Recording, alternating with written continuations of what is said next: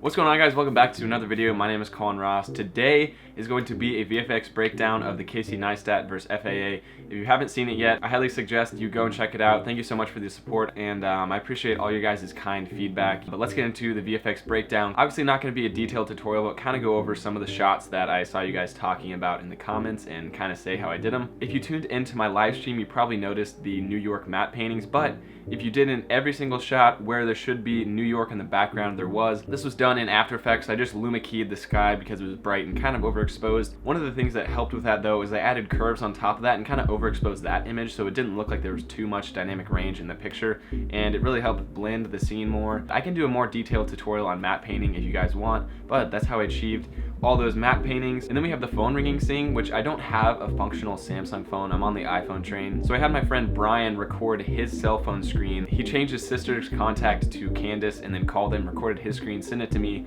overlaid it on the phone, and then obviously had to add the hashtag ad on the phone if you didn't notice that. Slight little Easter egg for you guys. Then you also obviously have to have the phone fade out when it gets close to your ear, just like the Samsung does. The first drone takeoff was the only real shot with drone footage in it.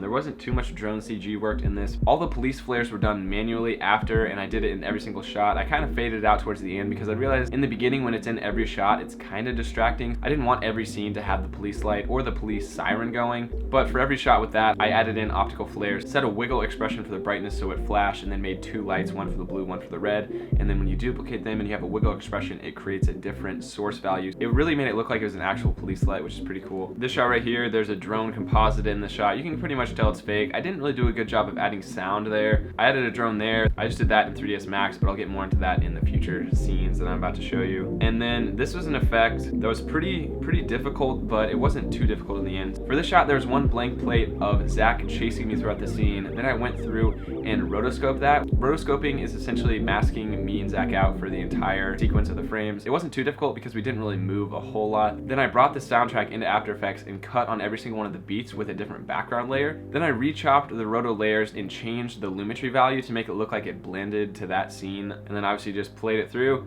and that was that. Then the next big scene was the drone impact into the billboard. For this, I bought a billboard off TurboSquid. If you're trying to get into 3D work and you're not good at modeling, I would suggest getting better at modeling, and that's a skill I've never really developed very much. I can do it, but it takes me a lot of time, and I'm not as good as some of the models are already on TurboSquid, so I'm like, I bought this model for like 20 bucks, and I figured it was worth it because it would save me time and it would look a lot better than whatever I could come up with modeling. So I downloaded that model, downloaded a picture of Casey Neistat off of Google, the most high-res one I could find, made a custom billboard picture in After Effects, brought that back into 3ds Max as a texture on the billboard, and then the drone simulation, that was all hand animated. The drone is also from TurboSquid as well. All the destruction animation was hand animated by me. That was one of my favorite shots. You know, you could see like Neistat proof, the Samsung S8 advertisement, kind of like playing fun at the whole Casey Samsung partnership. Before I get any further in this, I also want to mention, if you want any more detailed breakdowns, just comment down below if you want me to go over a shot more in depth, and I definitely will. So then Marlon comes in, obviously the UPS truck cuts off Zach, and the CG didn't look great here, but I tried my best to get the lighting to look realistic. I'm a very beginner in V-Ray. I couldn't get the textures to look great. I was kind of disappointed with myself there, but I tried my hardest to make it look realistic. I know it wasn't 100% up to snuff in this video, but I'm still relatively proud of how it turned out. For the animation of the van, I used a plugin called Mad Car, and this basically, you have to set up your car model, you rig it, and then you can literally drive it around in 3ds Max. It's a super cool plugin.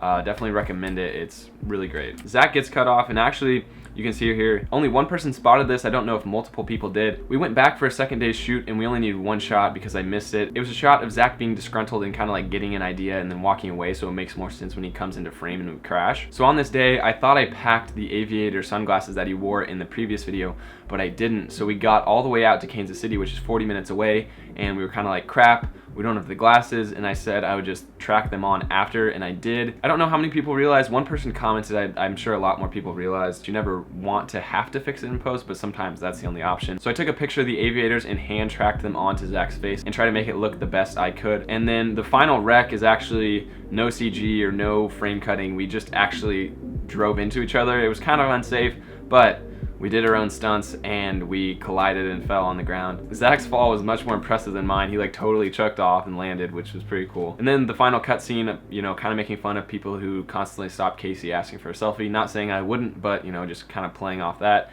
And then the ending here, I took a screenshot of an Instagram post I made on my computer and then cut that out and then brought in the final layer, then animated curves to come on to look like an Instagram filter that faded on once it screenshotted. I parented all those layers to the base footage, so then when I scaled the base footage down, everything, you know, scaled in and made it look like it actually had done. I also had the sidebars like pop in and then a white solid on top, set to add, and then, you know, the opacity was keyframed in to be bright and then fade out so it looked like a camera flash. And then also for the autofocus effect, I added a fast box blur in After Effects onto the footage layer, set some keyframes to make it look like the camera was autofocusing, added in the sound effects, and that was that. That was the VFX breakdown. I hope you enjoyed it. I hope you learned something. Like I said, I know that was pretty quick, but if you want me to break it down further, I definitely will, and I'll answer as many comments as you guys have down below about the shots. Again, I appreciate the support on the video. I'm uploading a video every single day for the rest of 2017. I'll see you guys tomorrow. Peace, bye. Peace, peace. I'm getting good at that outro. I do it every day.